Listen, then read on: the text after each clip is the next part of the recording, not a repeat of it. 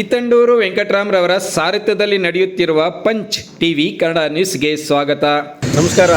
ಸನ್ಮಾನ್ಯ ಮುಖ್ಯಮಂತ್ರಿಗಳಾಗಿದ್ದಂಥ ಸಿದ್ದರಾಮಯ್ಯನವರು ರಾಜ್ಯದಲ್ಲಿ ದಾಖಲೆ ಮೀರಿದಂಥ 8 ವರ್ಷಕ್ಕೂ ಮೀರಿದಂಥ ದಾಖಲೆಯನ್ನು ನಿರ್ಮಾಣ ಮಾಡಿ ದೇವರ ಧರಿಸೋ ದಾಖಲೆಯನ್ನು ಮುರಿದು ಮುಖ್ಯಮಂತ್ರಿಯಾಗಿ ಕೆಲಸ ಮಾಡಿದ್ದಾರೆ. ಪಂಚ ಗ್ಯಾರಂಟಿಗಳನ್ನು ಕೊಟ್ಟು ಯಾವುದೇ ಕಾಂಟ್ರವರ್ಸಿ ಇಲ್ಲದೆ ಜನಾಡಳಿತ ಕೊಟ್ಟಿರ್ತಕ್ಕಂಥ ಸಿದ್ದರಾಮಯ್ಯನವರು ನುಡಿದಂತೆ ನಡೆದು ಅವರೇನು ನುಡಿದಂತೆ ನಡೆದು ಮತ್ತು ಕೊಟ್ಟ ಮಾತಿನಂತೆ ರಾಜೀನಾಮೆ ಕೊಟ್ಟು ಇವತ್ತು ಅರ್ಧ ಭಾಗಕ್ಕೆ ಮತ್ತೆ ಒಬ್ಬ ಮುಖ್ಯಮಂತ್ರಿ ಡಿ ಕೆ ಶಿವಕುಮಾರ್ ಅವರು ಮುಖ್ಯಮಂತ್ರಿ ಆಗಲಿಕ್ಕೆ ಅನುವು ಮಾಡಿಕೊಟ್ಟಿದ್ದಾರೆ. ಅದ್ರ ಜೊತೆಗೆ ಸಿದ್ದರಾಮಯ್ಯನವ್ರಿಗೂ ಕೂಡ ಅಭಿನಂದನೆಗಳು. ಜೊತೆಗೆ ಡಿ ಕೆ ಶಿವಕುಮಾರ್ ಅವರು ನೂತನ ಮುಖ್ಯಮಂತ್ರಿಯಾಗಿ ಇವತ್ತು ಪ್ರಮಾಣವಚನ ಸ್ವೀಕರಿಸ್ತಾ ಇದ್ದಾರೆ. ಒಂದು ಶೂದ್ರ ಸಂಬುಕ ಯಾವ ರೀತಿ ತಪಸ್ಸು ಮಾಡಿದ ಈ ಹಿಂದೆ ಚರಿತ್ರೆಯಲ್ಲಿ ಪುರಾಣದಲ್ಲಿ, ಅದೇ ರೀತಿ ನಮ್ಮ ಡಿ ಕೆ ಶಿವಕುಮಾರ್ ಅವರು ತಪಸ್ಸು ಮಾಡಿ ಹೋರಾಟ ಮಾಡಿ ಜನರ ನಡುವೆ ಬೆಳೆದು ಇವತ್ತು ಮುಖ್ಯಮಂತ್ರಿ ಆಗಿದ್ದಾರೆ. ಅವರಿಗೆ ಕರ್ನಾಟಕ ದಲಿತ ಸಂಘರ್ಷ ಸಮಿತಿ ಸಂಪೂರ್ಣವಾಗಿ ಬೆಂಬಲ ಕೊಡ್ತದೆ. ದಲಿತರ ಪರವಾಗಿ ಅವ್ರು ಕೆಲಸ ಮಾಡ್ತಾರಂತ ನಂಬಿಕೆ ನಮಗಿದೆ. ಸರ್, ಕರ್ನಾಟಕದ ರಾಜಕೀಯ ವಿದ್ಯಮಾನಗಳು ತುಂಬ ಬದಲಾವಣೆ ಆಗಿದೆ. ದಲಿತ ಮುಖ್ಯಮಂತ್ರಿ ಕೂಗು ಅನ್ನೋದು ಕೂಡ ಒಂದು ಇತ್ತು. ಈ ಥರ ಒಂದು ವಿದ್ಯಮಾನಗಳ ಬಗ್ಗೆ ನಿಮ್ಮ ಪ್ರತಿಕ್ರಿಯೆ ಏನು? ನಮಸ್ಕಾರ, ಒಳ್ಳೆ ಪ್ರಶ್ನೆ ಕೇಳಿದ್ದೀರಿ. ಇದು ಡಾಕ್ಟರ್ ಅಶ್ವಥ್ ಅಂತೆಜ, ಕರ್ನಾಟಕ ದಲಿತ ಸಂಘರ್ಷ ಸಮಿತಿ ಸಂಯೋಜಕ ರಾಜ್ಯಾಧ್ಯಕ್ಷರು.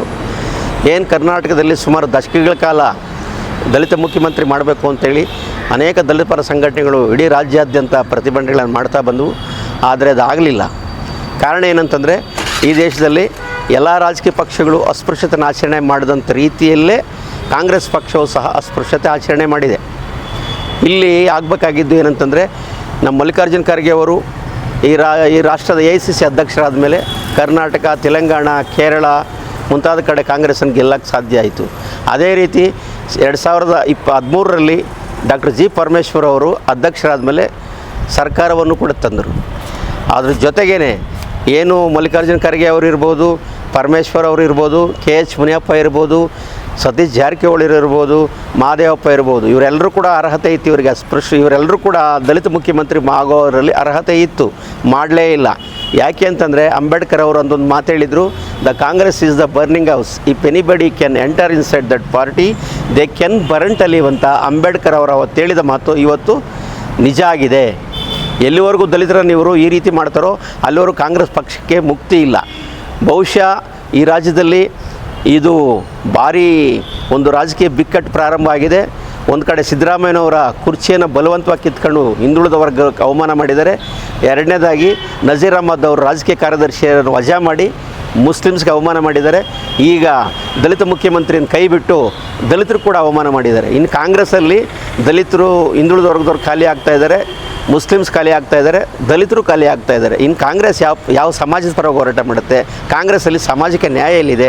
ಮೊದಲನೇದಾಗಿ ಈಗಾಗಲೇ ನಾನು ಈ ವಿಚಾರದಲ್ಲಿ ಮಾತಾಡ್ತಾ ನಮ್ಮ ಇವತ್ತಿನ ಏನು ಮುಖ್ಯಮಂತ್ರಿಗಳಾಗಿ ಪ್ರಮಾಣವಚನ ಸ್ವೀಕರಿಸ್ತಾರೆ ಡಿ ಕೆ ಶಿವಕುಮಾರ್ ಅವರಿಗೆ ದಲಿತ ಸಂಘರ್ಷ ಸಮಿತಿಯಿಂದ ಅಭಿನಂದನೆಗಳು ಕೂಡ ಹೇಳ್ತಾ ಇದ್ದೀವಿ. ತುಂಬ ಸಂತೋಷ. ಆದರೆ ದಲಿತ ಮುಖ್ಯಮಂತ್ರಿ ಕೈ ಬಿಟ್ಟು ಅಂಥೇಳಿ ದಲಿತ ಉಪಮುಖ್ಯಮಂತ್ರಿನೇ ಆದರೂ ಮಾಡಬೇಕು ಅಂಥೇಳಿ ನಾನು ಡಿ ಕೆ ಶಿವಕುಮಾರಲ್ಲಿ ಮನೆ ಮಾಡ್ತಾಯಿದ್ದೀನಿ.